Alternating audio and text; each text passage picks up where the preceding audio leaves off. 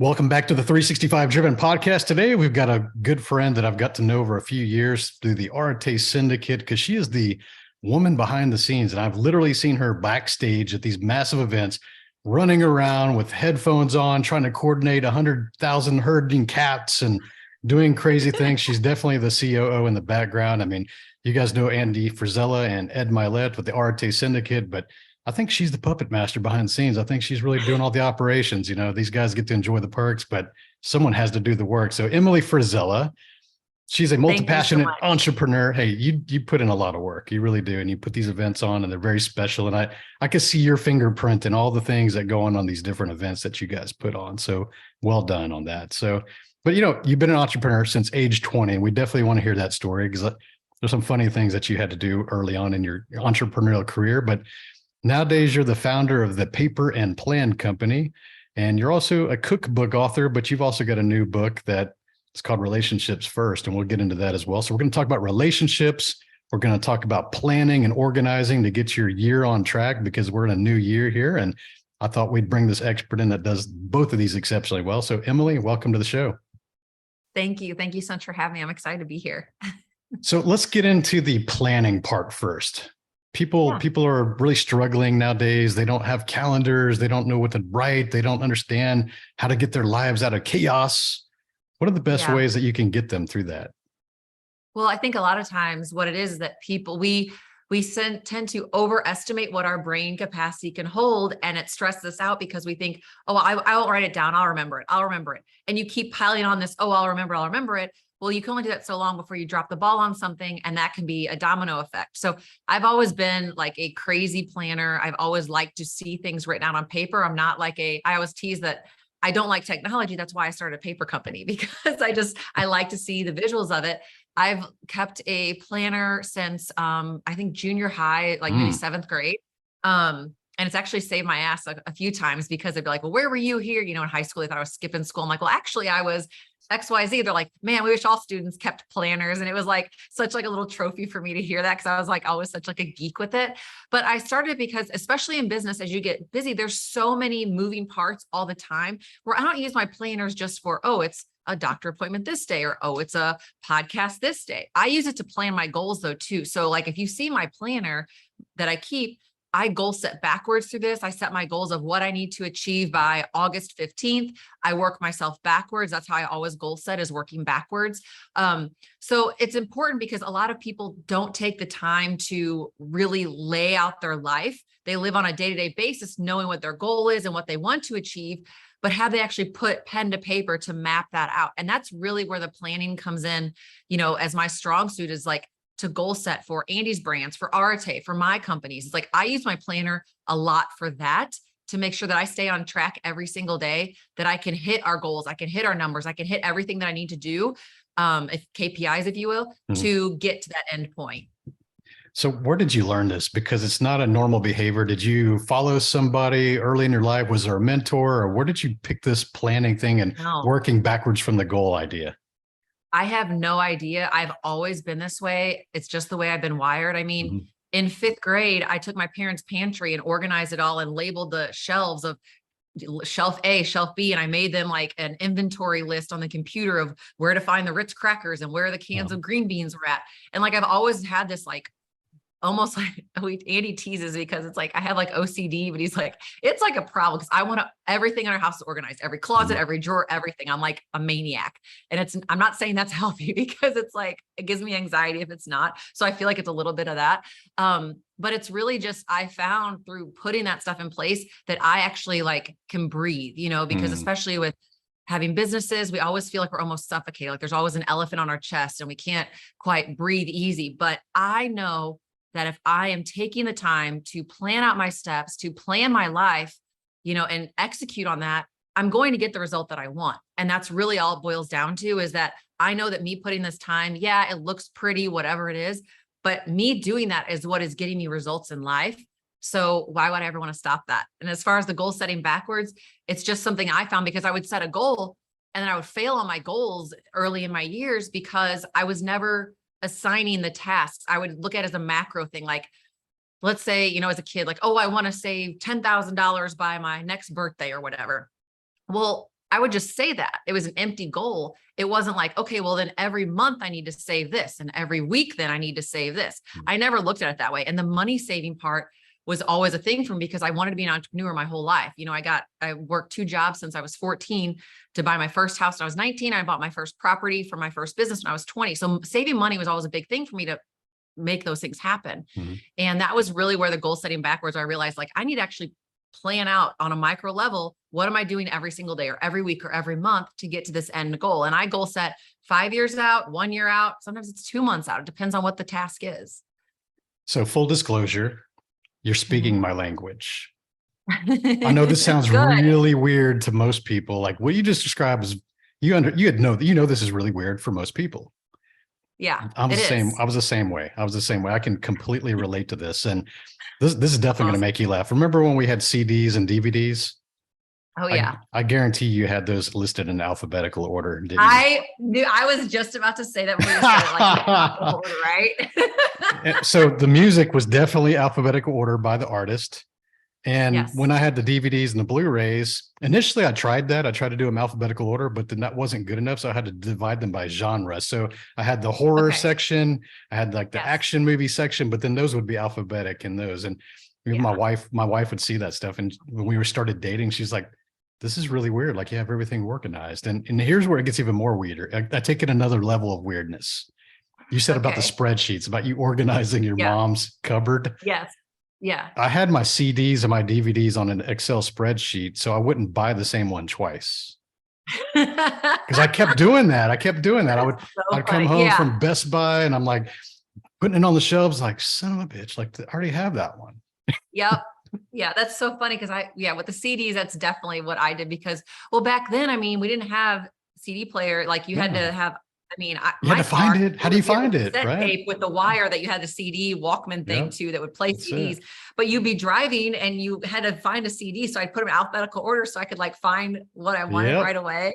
Yeah. That's so, and then BMG Music, you remember that? Oh yeah. Yeah. Just keep rejoining it. You just keep rejoining it. Just change your name on the address and Exactly. Yeah. yeah. So that actually led to my earlier career of project management. I was 20 years of project management. So a lot of the skills that you're describing, we're going to talk about is project management. I mean, if you do these kind of things, you're probably an exceptional project manager because you think about the definition of project is to deliver a result, not like an operational thing. It's like, hey, I want a desired result, whether that's your fitness or starting that business or writing a book. Like it's an objective that has one deliverable. You understand the quality, the budget, the timelines, the resources required, and we work backwards from that goal. That's to deliver a project. So when we think about goal setting, that's a project. What is the thing that you want to create? Now, I think about fitness nowadays as more of a lifestyle. So that's not really a project anymore. Maybe initially to get to a certain point, that's a project. Mm-hmm. But once you get there and you're maintaining that and then it's operational, it's no longer a project. So that's how we think about these things. We divide these things down to days, months, hours, how many people required to do this, how much money is required to create this, right? And then you start to realize, is this realistic or not? And then you can start to find where it's going to break. And so your mind kind of works this way. And that's the way I was always that way. I was always that way. Yeah, same. And I think it's important also to hit on any entrepreneurs on, that are listening, is that you taking the time to do this, it's not just for you. It helps you be a better communicator and set the expectations to your team. Because if you are clear on your goals, you can communicate that in a stronger tone to your employees. I don't mean actually like tone, like the way you sound, but I mean, like you'll be able to confidently deliver. Here's the expectations. This is what we're doing. This is how we're doing it. This is the end date. You feel equipped. And I think that's the thing is like, if you don't think you need it, that's fine, but your business needs you to be organized and needs you to be a planner because you're going to have a way higher, much higher performers in your team. And you're going to have more A players to step up because they know what is expected of them and what the goal is. Cool. So I want to hit you with this question that I'm sure you see this response. How do you respond to somebody that says, Emily, I don't have time? Well, then what? Okay. That is like such a cop out because that's what kills me is I don't have time to plan. It takes like 10 minutes of, time on a Sunday. When you first start, it might take 30 minutes or so, but then I plan a dungeon day. Every week I do that to catch up on loose ends and stuff in the office, but that's when I do a lot of my planning. But the thing is, people say they don't have time, but yet they'll sit in Starbucks drive-through for 15 minutes, or they'll watch a Netflix series every night, or they'll watch, whatever it is. And like a lot of times if I am crunched on time and I need to get my workout in, I have an exercise bike in our garage. I push it out in the driveway if I'm doing like an outdoor workout. And I put my laptop on the handlebars and I plan that way, or I'll like plan on paper. Like there's always a way to make this happen. It's just that you haven't made it a priority. You know, that's the thing is like, I talk about, I have a planning method called priorities, needs, and wants. You will always find time for what your priorities are. Right. If you say you don't have time, what you're saying is planning is not a priority to me. That's all I hear when people say don't have time. Whatever you're saying is, it's not a priority. It's not important to you. So if you want to excel and you want to succeed and you want to be better, you have to make time for that stuff. It's just like anything else. Yeah, I say the same thing. It's most people that tell me they don't have time to do something, whether they start a company or go to the gym or whatever, just ad nauseum. There's all kinds of things. They say I don't have time. My response as a coach is show me your calendar. And you know what their reaction is. They kind of look at you like, what are you talking about? It's on the refrigerator back at home. And I don't have a calendar. And it's like, well, how do you know if you don't have time, if you're not managing the time that you have every day? So what's your calendar? And then when we say, hey, if you do have a calendar, you can show it to me and I'll show you what your priorities are. And most people don't want to hear that either, because it's always work, or just they're not putting any time for enjoyment or their physical fitness or their mental health or, you know, relationships. These things like that should also be on your calendar if it's something in your priority, you know, like going on vacations and going on date nights and things like that. Those should be on your calendar if it's a priority to you, right? Right. Yeah. And that's the thing is like showing the calendar, you know, like, with one of my clients I worked with, that was something she would say. And I was like, okay, well, can you, and she always kept an electronic calendar. And we were I was doing a screen review of some other stuff that she was on her numbers and back end stuff. And I was like, okay, well, let's look at your calendar, see what that looks like this week. And she clicked on it and there was like 3 things on there. And then that was the thing of like, she didn't have time. And I was like, well, there's only 3 things listed here. What else is going on? She's like, oh, I haven't put everything else in yet and blah, blah. So she was mentally overwhelmed trying to like, I started, you know, like she's trying to remember everything up here, but not putting it down. It's very easy to feel overwhelmed if you're holding everything in your brain and not writing it down. So writing it, even if you don't want to keep a necessarily like a day-to-day calendar, you have to do brain dumps is what I always encourage people to do, is like write down every task you have to do, everything, write it down on a piece of paper, get it off of your brain and out of your mind. And that way you can really focus. And then most of the time when you see that, you're like, wait, this isn't that bad. This task is actually only going to take 20 minutes, not 2 hours. And, you know, and to stop procrastinating. And there's one thing that I always say is do first what you don't want to do most. So if you put off a project that's so common for people to do is like, no, that's going to be a total pain in the butt. I don't want to mess with it right now. I'll do that last. Well, then you're just, your brain is fried by the end of the day. You're just exhausted mentally and physically, emotionally. You're just like, don't want to do it. So you keep kicking that can down the road when most of the time, when you dive in and do that task that you hate, it doesn't take that long. Like there was something that I personally put off for probably like a month because I'm just like, it's just going to be, I do not want to do it. It wasn't a priority for my business either. So I was like, it's fine. I'll just wait. And finally I was like, okay, on one of my dungeon days, I got caught up and I did it. It took me 15 minutes, 15 minutes. And I put it off for a month. I was so mad at myself. And ever since then, I was like, never again will I do that. Yeah. I think there's many times in our lives where we kind of have this big picture or a big fear or big hesitation about something. And then we actually finish it. We're like, that wasn't that bad. Like, why was I making that such a big deal? Like, that's crazy. Right. So it always seems to be that way. So let's talk about that, because I think there's a hierarchy of getting back in order here. So I think most of it, people start with Post-it notes. You know, they just kind of jot things down. They got their, hey guys, if you're listening to this and your dashboard or your monitors like covered in all these Post-it notes, but you probably know there's probably some level of craziness where you know where every Post-it note is and like what order they're supposed to be in. Like that's crazy, right? That's the entry level. Like you're a rookie level at getting it out of your brain and putting it on there. I think that the next level kind of goes to-do lists, is a little bit more organized. They're all on kind of one page. And now when it starts to get more advanced is when you start to assign dates to those, like, hey, this is due by this. Now we incorporate time, which is very important, right? And then now you actually, to even go more advanced, I think about the duration. Like you said, it's only 15 minutes. Like put the date on there that you're going to do it, how long it's going to do it, and then actually time block that on your calendar. So if you know it's a 20-minute activity, put it on a date and block out 20 minutes and guard that activity. I think a lot of times people don't really guard the time that they designate for each task. So that's one of the tips that, you know, I know that you do this. I know that I do this. I want to know what I'm doing every hour of the day. I want to know what I'm doing every hour of the day. And it's crazy. It's crazy to like try to remember it all. It's crazy. Have you ever used a time cube? No, I don't. What is a time cube? So I have one here. I'll show you. So I always told my clients to do this because I actually use this. So on my schedule, I time out, let's say a task can take 30 minutes, 15 minutes, whatever it is. So this is just a time cube and they're on like Amazon. It's got 5, 15, 30, and 60 minutes. And then let's say you block off 30 minutes on your calendar for, okay, I'm going to do emails for 30 minutes straight.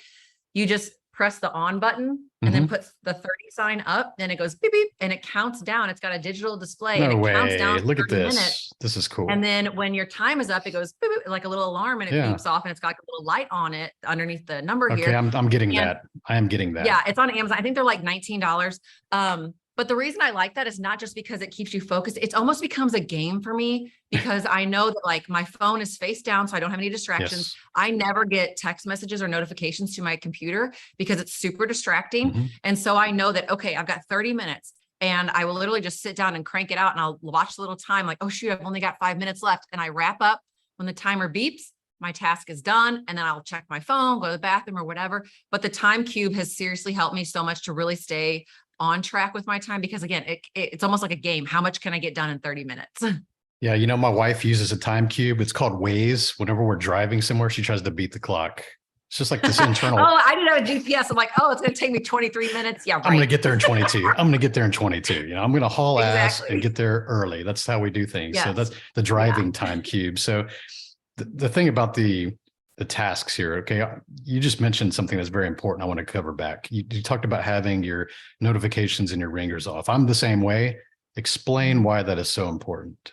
Because nobody does that. People are blown away that when you hear that.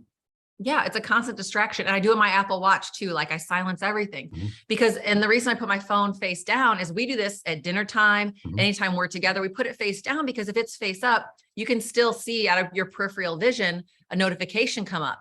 And then with us both being in business, it's like, you immediately think is something urgent is what's going on. And then what happens is you pick it up and you're like, oh, what did they want? And you check it. And then pretty soon you're like, well, let me just look at this other text or let me check this other email. And then pretty soon it's sucked 15, 20 minutes of your time and you're like, crap. And now you're behind on what you were doing. So turning those distractions off is what's really going to help you propel your growth in your business and yourself because you're not constantly getting ping, ping, ping, ping, ping, all day long. And I'm on Instagram for 30 minutes a day flat. That's all I quote, allow myself to be on there.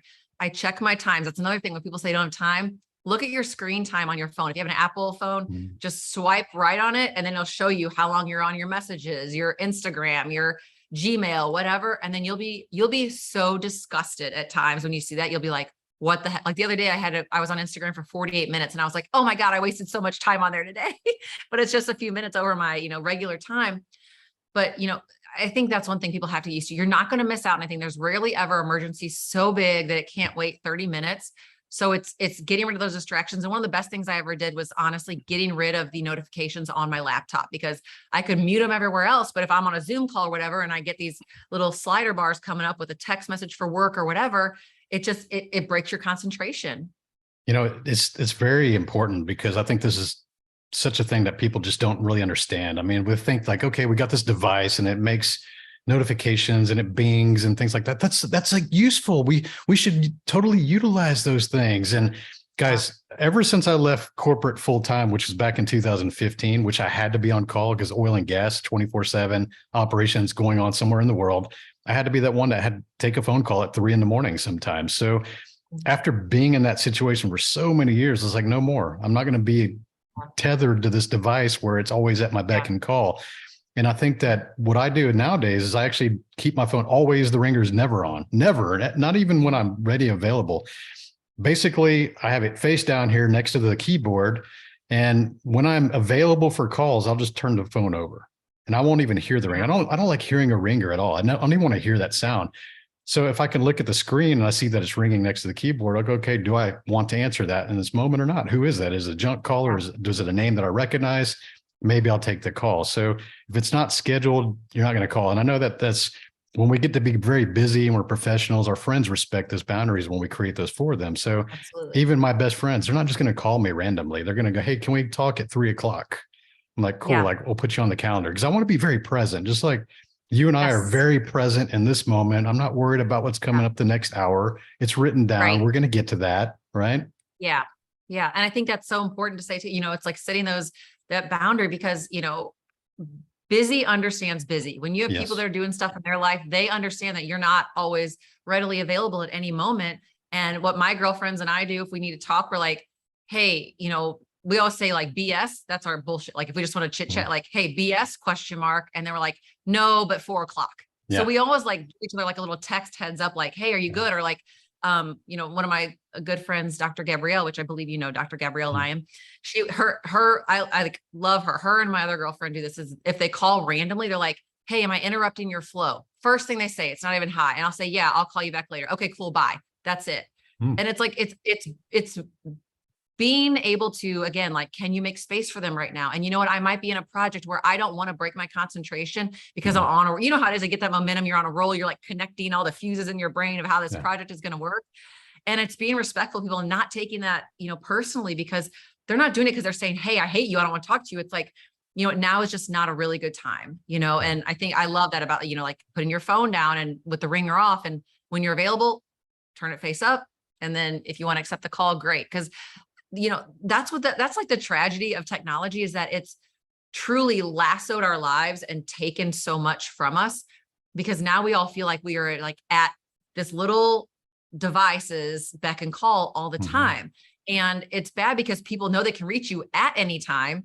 And so, and the thing that irritates me, I'm sure you get this too, is you get a call, then you get the text, then you get another text later if you don't answer. It's like, it's not like I'm not immediately responding. It's like, I've got to do stuff first, but it's just sad because technology really has taken over. And there's a great book called The Chaos Machine that talks about that, about cell phone use and everything like that. And when you read that, you're like, you don't ever want to have a cell phone again.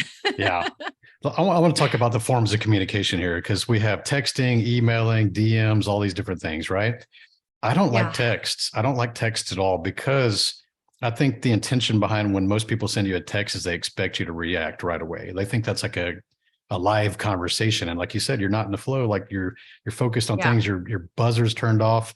I don't even look at the text. I'm literally that friend that will text back like 3 or 4 days later. I'm like, yo, what's up?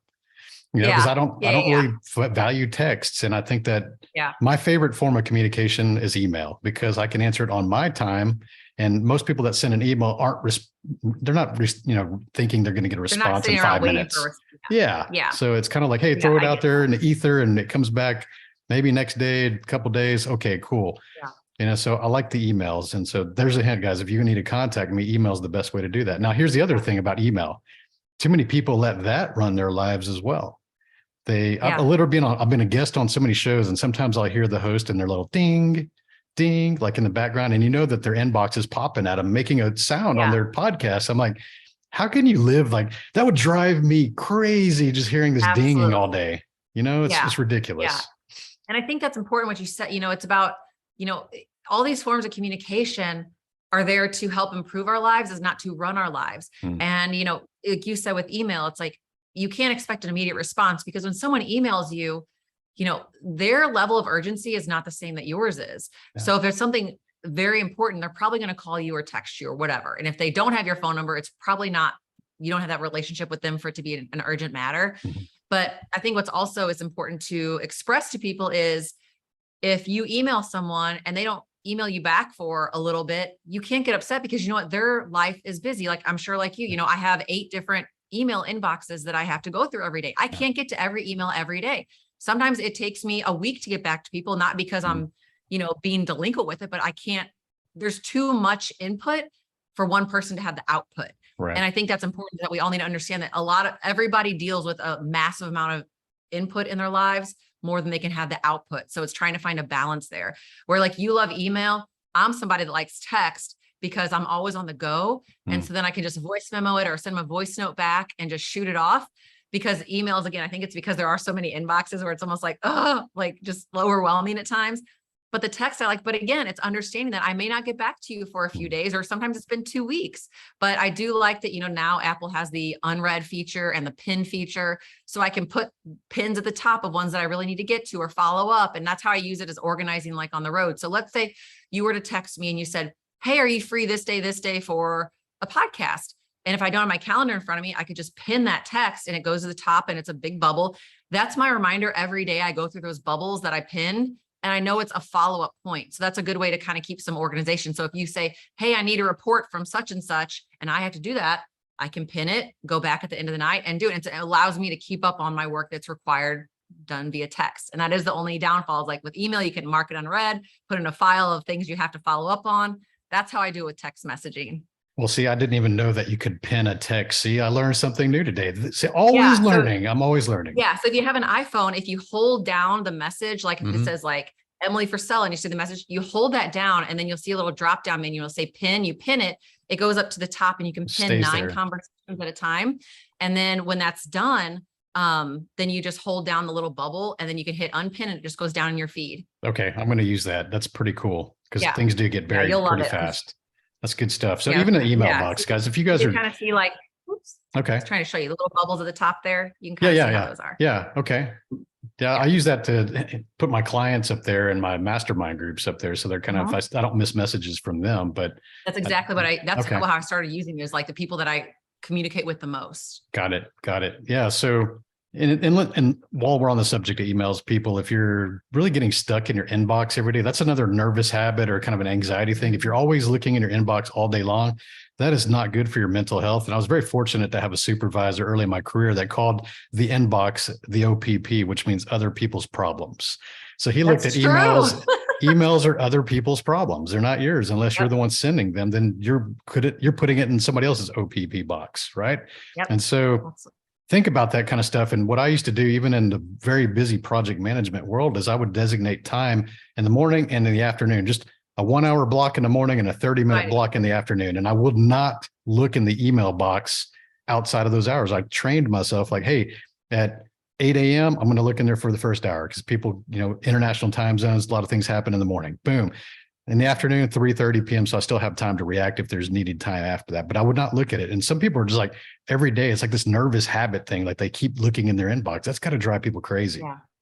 Yeah. I do the same thing. I do it an hour in the morning, an hour at night, and usually 15 minutes in the middle of the day. I can't say the night. I'd say later afternoon, just so I can get back to people. It's usually around 4 o'clock that I can get back to them before like 5 o'clock when most people leave their offices.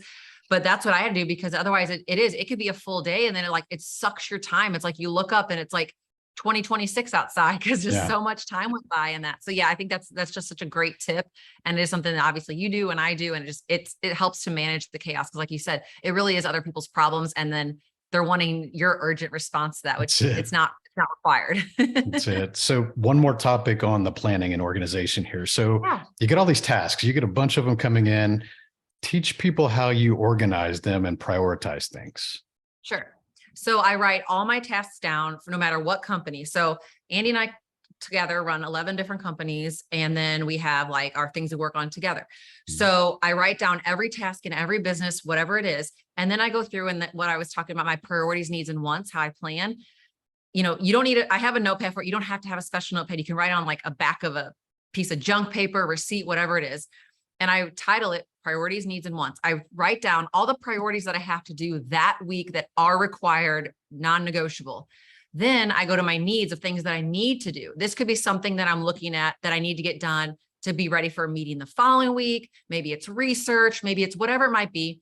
I file that under my needs section. And then under my wants section, that is something that I want to do that isn't necessarily like required at that very moment, but I need to get it done in the next couple of weeks. And the reason I say a couple of weeks, I'll tell you why. So then what I do is after I have my priorities, needs, and wants list all written out, I do this every single Sunday. I have for a decade. I take my planner and I write down my priorities and I open my calendar and I write down where I'm going to put those priorities that week, how much time they take, what time of day I'm doing them, get all those blocked out. Then I go through my needs, things I need to get done. I find where I have space for those because I know how much time each is going to take. After I get those done, if I have any time left in my week, I can visit that needs section that I said need to get done the next couple of weeks. I can plug in maybe 1 or 2 of those items if I do have room for them. If not, it's just a want. There's nothing required. I don't need to do it. It's not a priority. I'll carry that over to the following week. Now, if it sits in my wants for 2 weeks, I move it up to a need. That way I know it is going to get done for sure that last week. And that's how I've always done it. It's very simple, very basic, no scientific approach to it whatsoever, but it ensures that I have properly planned for it. I can get everything done and have it in there. Then if something else comes up, I will make sure that I have some wiggle room in that. So I've done a dungeon day every day for probably the last like 7-ish years. And I pick the same day of the week every week. And I don't plan any calls or emails. I'm sorry, calls or appointments. Now, if I need to make calls, that's different, but I would never like schedule a podcast interview or anything like that on these days. It's more of like my protected time. And what I use those days for is all the stuff that I just need to get to the nitty gritty of my business. I can knock out a lot of my priorities that day. I can send off emails I need to. I can make calls I need to. It's a way that every single week I tie up all my loose ends and I reset my space for the week. That way, Friday morning when I come in, I'm ready to go. And it follows me through to the following Thursday as well. It's just something I've always done. I feel so much like satisfaction and ease, and it keeps my stress down because I know that I always have that one day. So let's say something comes up and I need to transfer. Let's say one day I get super sick and I can't do anything on Tuesday. I already have Thursday. That's kind of like a quote free day as a dungeon day. And I will just copy and paste my whole Tuesday into my Thursday, and I'm never going to be behind then.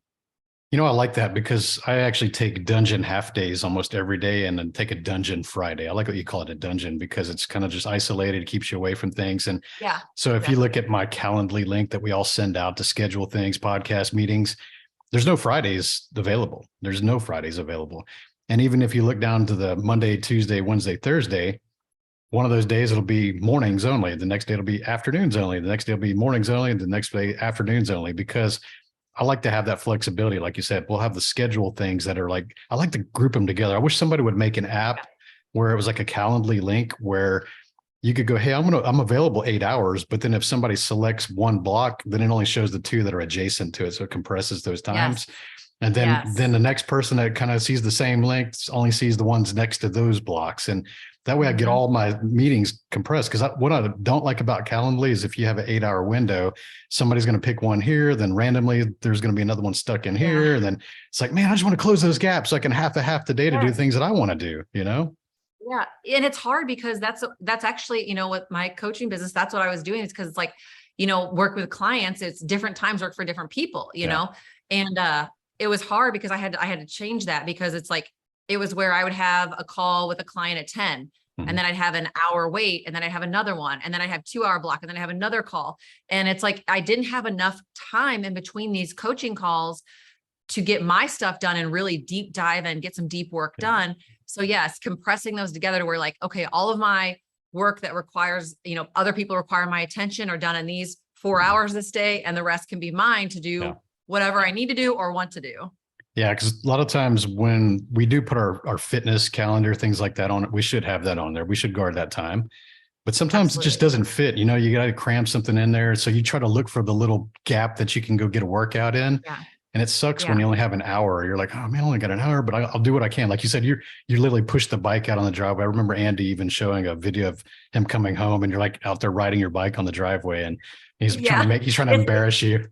It's a fairly common occurrence that I'm just out there wheeling, and he'll pull up, and then I'm like blocking it because the headlights, because he gets home at night, and I'm just out there riding. And if I don't have any work to do, I'll just turn on Netflix and I'll watch a episode of something while I ride my bike, and it goes by fast, or I'll read while I ride, or just because I'm getting something done. Because a lot of times, I mean, that might be the only time that I have. And I've tried to change my routine with workouts to like schedule it whenever I feel the strongest. A book I reference in my book, Relationships First, it's called Win by Daniel Pink. It's the science of behind why, like when you're on, you know, like I always call, like Gabe Hendricks calls it zone of genius. I use that term as a little bit different, where it's like, I know that I feel the best and the strongest if I work out around 3 o'clock every day. And I think why that is because a lot of my day is done already, and I'm not stressing about getting ready for work. Because when I would train early in the morning, I felt like I was almost like half-assing my workouts because I just wanted to hurry up and get through them to get to work, because I didn't know what was waiting for me.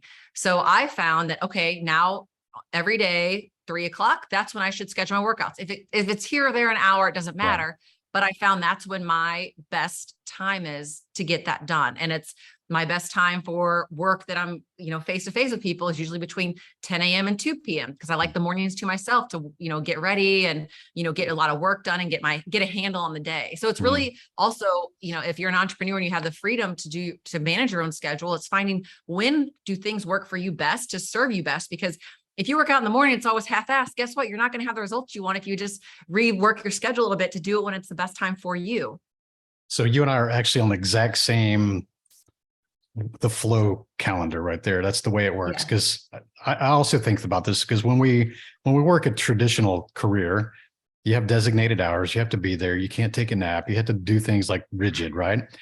When you go entrepreneurship and you can control your own schedule, your own freedom, you start to listen to yourself more on a biological level, and you realize like, hey, like for me, I'm a morning person. I get up between 4:30, 5 a.m. I haven't used an alarm clock in 15 years. I just know that if I go to bed with the right discipline, I get up at the same time.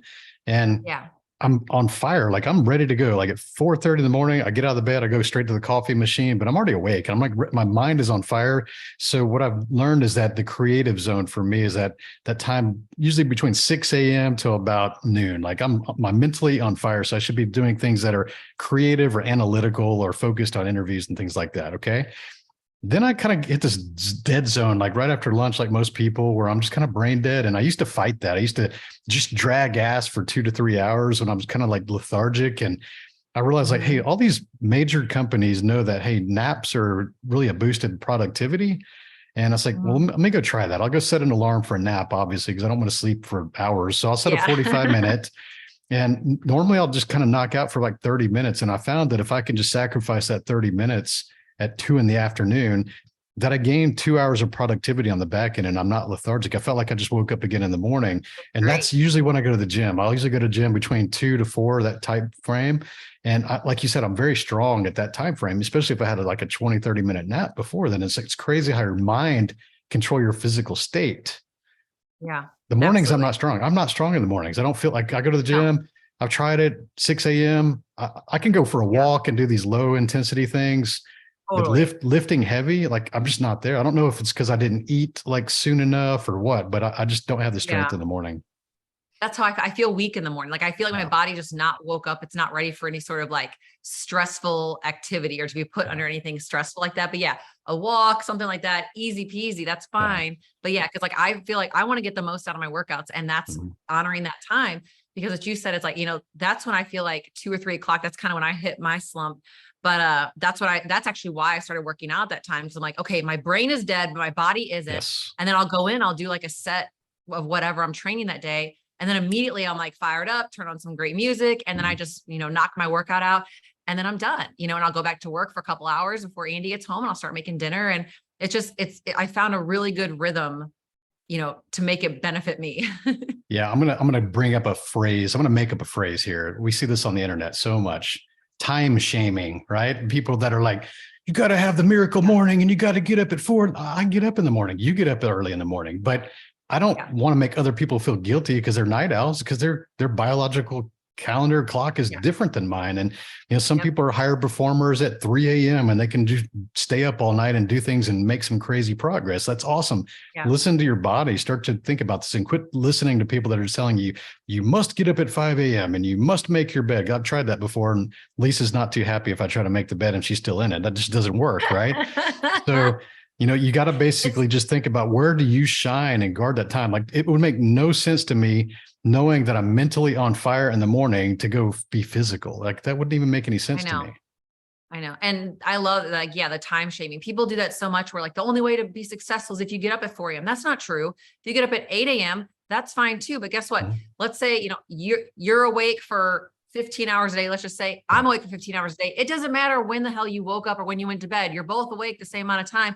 And it's not even the time. It's what are you doing in your time? You could have somebody that only is awake for 8 hours a day, but they are killing it because they have such good systems in place. So like, this whole time thing is weird. Like, you don't need a 72-step morning routine. Do whatever feels right for you. And I think that's the main issue that, like, I always talk about that. It's like, you're telling people that nothing about that. They have to do X, Y, and Z in order to be successful. How do you know that? How do you know that even works for them? You know what I mean? It just kills me. So the time shaming thing is real now. So guys, if you're struggling with your progress, or you're in a situation that you're undesirable and you're looking for the magic potion or the silver bullet or the answers to all the things that are going to get you on track, a lot of times just managing your time. It's just managing your task. And like I said, some of you may have a miracle morning, but some of you may have a miracle midnight, and that's fine. Like, understand that, but be very productive in the time you're awake. So that's why we're going to go with that. So let's do a shift here. Let's talk about relationships, because you've got a new book called Relationships First: People, Passion, and Profit. And I know that you're not going to put out some junk that just doesn't resonate with you because you're very sharp in this, Wyatt. So, we hear that you and Andy are the power couple. And just like me and Lisa, we get called that a lot of times. And people are maybe curious about what this is or how do two high performers have a relationship. I mean, there's a lot of dynamics that people are kind of like, well, that's kind of weird. That's how you stand out. So first of all, what is the book about? So, okay, relationships first. It talks about how important relationships are as a base in your whole life. That's personal relationships, work relationships, the romantic relationships, everything is that if you don't pour into them, you're not going to get anything back out of them. And not that that's like a greedy thing or anything, but it's like, if you're in business, that's where all those bases, your business is based on relationships. It's word of mouth. It's how you treat them. It's how you maintain them. It's how you make people feel. That's what's going to make you a successful entrepreneur, is by taking care of people and treating them right. And that's why the people, passion, and profits, it's in that order. So it's the people matter first, your passion leads that, and that's what's going to make you profitable in your business. So, and a lot of people just think that, with anything in life, they're like, they just want the Instagram thing. Like they want to use the hashtag power couple, or they want to, take their glossy, like vacation photos and things like that. But there's a lot of work that goes into that to be able to have those type of things, and it's just, it's being mindful of it and being aware of what are the best ways that I can pour into people in every aspect of relationships in your life. And that's really what it's all broke down around my 9 core values of one of my companies, the Paper and Plan Company, is I talk about how those relate to different aspects of your life and why they are important. So what was it that you were observing, or something that may have a situation that you're part of that kind of compelled you to write this book? I think it was a mix of things. It's actually funny because it was my publisher who told me to write the book. She was like, have you ever thought about writing a book like this, just through our conversations? Because it was the same publisher I used for my cookbooks 7 years ago. And I was like, oh, no. She's like, I think you should really write a book. And I was like, fine. Okay. I'll write a book. And that's actually how it came about. But the content of it came from me just seeing, bad examples in life, not personally, but just seeing it through, like, one thing I hate to see is men or women, whatever, we'll just say guys, and that's interchangeable, whatever. So like, if you're in a relationship with someone, and I did actually have this relationship. My very first business I owned, I sold because I was in a relationship with someone that wasn't supportive of an entrepreneurial lifestyle and work ethic. And, they worked a 6 to 2 job, and I had my business. I had, I think, 6 full-time employees at the time. I was 20 years old. I felt like that was like a big responsibility because all these people were relying on me for their livelihood, and they were not supportive of the work that had to go into it. And I had an argument one day, and I said, look, I'm working for a life that you are a part of. So why are you not supportive of this? So it's breaking down of the people that selfishly want your time just for them, but they don't appreciate what you're doing also benefits them as well. And after that, that's actually why I sold my first company, is because I said, you know what, fine, I'll sell it. I'll sell it tomorrow. And it was almost like a spur of the moment, like a erratic decision, because I owned the business a couple of years at that point. And, I called my real estate agent the next day, had her come in. I said, I'm selling my business, my land, my building, and we put it for sale, and it all sold in 3 hours. And I was not prepared for a 3-hour sale of my business. So I was like, oh, damn. And then I realized, had I not let that relationship rule that, I mean, I could potentially still have that business, which I'm glad I didn't, because otherwise I wouldn't have moved on and met Andy and, got married and everything. But it's one of those things where people just don't honor each other with respect in what they're doing and to share their vision with them. And I think that's something that's very important with individuals, which maybe it's just my age that I can see that now looking back on. But I see that in younger people now that are really trying to do something in their life. And I can tell immediately that their significant other, partner, whatever it is going to be the demise of their goals. And it just hurts me. And like, I would be like, man, I just wish they would break up because I know they're holding this person back. It's so hard for me to see that. I've seen this too many times in my career, and I've also been involved in those kind of relationships. I've had probably the 2 before I met with Lisa. They didn't support it. Actually, one of them made fun of the idea, the thing that made me millions of dollars, like made fun of, like, that's stupid. Like, why would guys want to talk about cars on the internet? You're just wasting your time. Like, she would say stuff like that, right?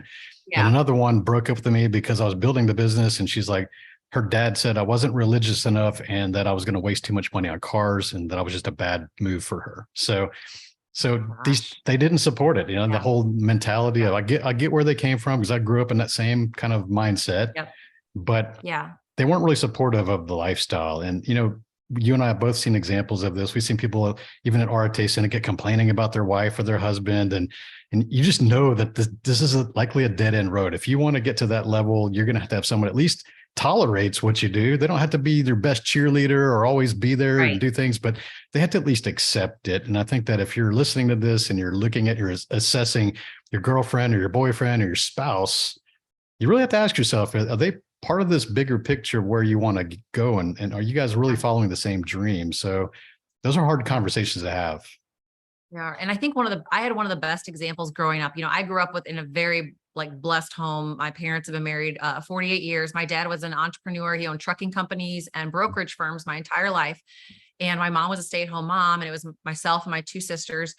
We played sports like crazy, all the club team, we were in everything. And my mom would run us around and my dad was working in his office. And at that time, I grew up out on a farm west of St. Louis, and my dad's office was an hour and 20 minutes one way to get to every day. So he's in the car with traffic roughly 3 hours a day driving to and from work. And so he wasn't able to make our sporting events or our school plays or whatever all the time. I think he maybe came to a handful throughout my entire school career. But the best thing my mom ever did, and I hope that every family or parent listening to this, if you are in this type of a relationship or marriage where you have an entrepreneur that's always outgoing, doing working to build a life for all of you, is if you can relay this message of my mom always made sure to tell us, your dad is working so you girls can have XYZ, or so you girls can do this, or so we have the opportunities for this, or so we have these types of clothes, or whatever it is.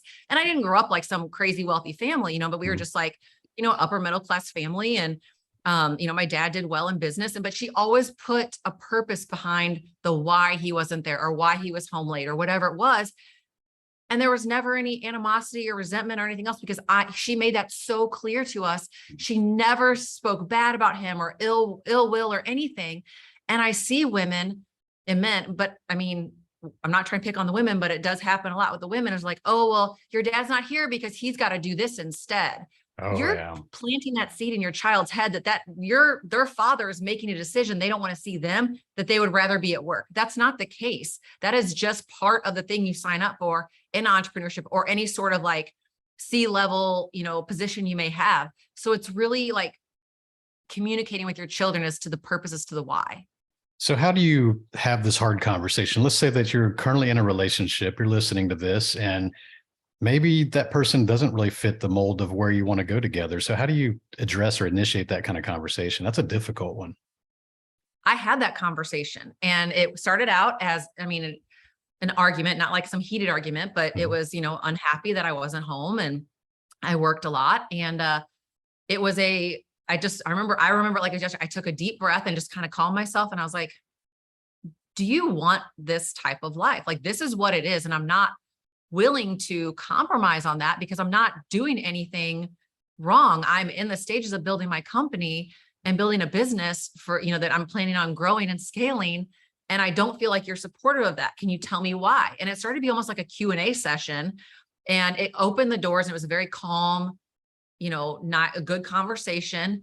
And we both came to the realization that this is not a good fit. And then then we parted ways, but it was just a calm manner because, arguing and yelling never gets you anywhere. It just becomes they always say a pissing contest, who's going to get the last word and all that kind of stuff, but just really breaking it down of here's what I want out of life. And this is what it's going to take to get there. Do you want this? And then they'll say, no, I thought my life would be like XYZ, but your life is like XYZ. And then those don't work together. And it is a hard conversation, but I feel like when you sit down face to face and really go through that, it's either going to be that point, that tipping point of you saying, this isn't a good thing. I don't need to continue this because we're both wasting our time. And that's not, it's contributing in a negative way to us. Yeah.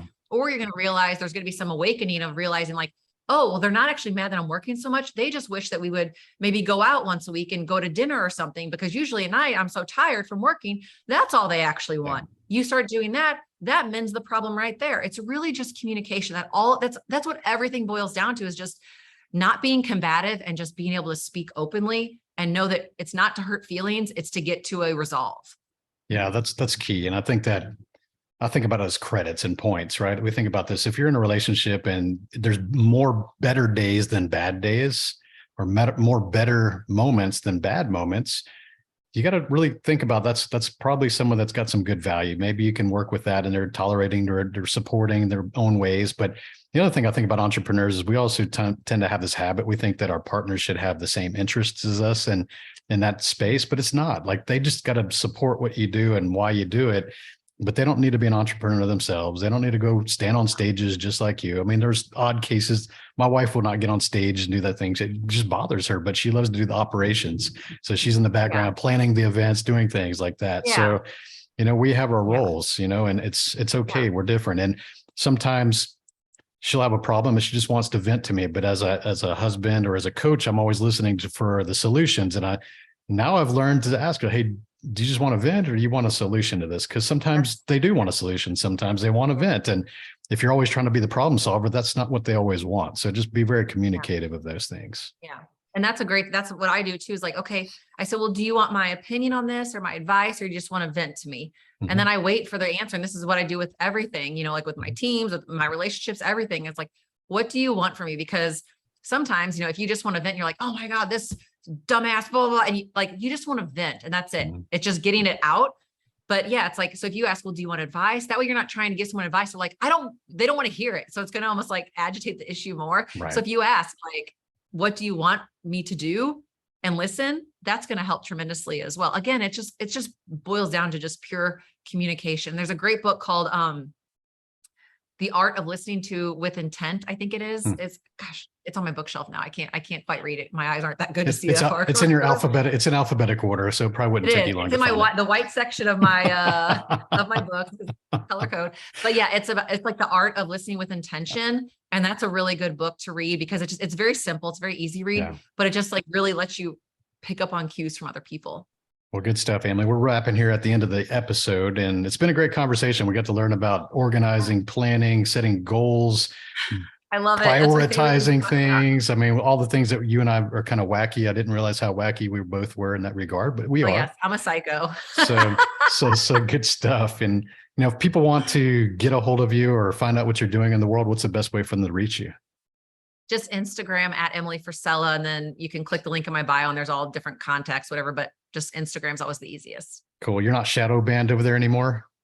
No, I got out of jail. I was in there 11 months in jail. What's funny is that once I posted, because I was like, well, I got to start a TikTok account because my book was getting ready to launch. And I was like, that's not good to be shadow banned when I have a product launching and no one can tag you or anything else to find it.